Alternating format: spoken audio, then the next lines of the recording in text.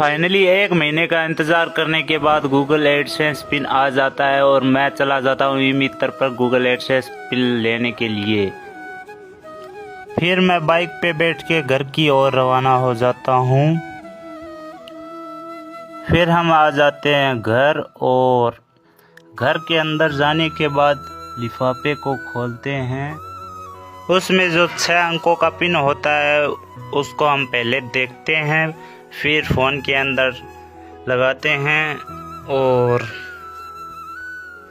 थोड़ा सा टाइम लगता है, पर आखिरकार हम लोग पिन को एकदम सही तरीके से फिल कर देते हैं। पिन को एकदम सही तरीके से फिल करने के बाद हमारा एड्रेस वेरिफिकेशन कंप्लीटेड हो जाता है। सब्सक्राइब।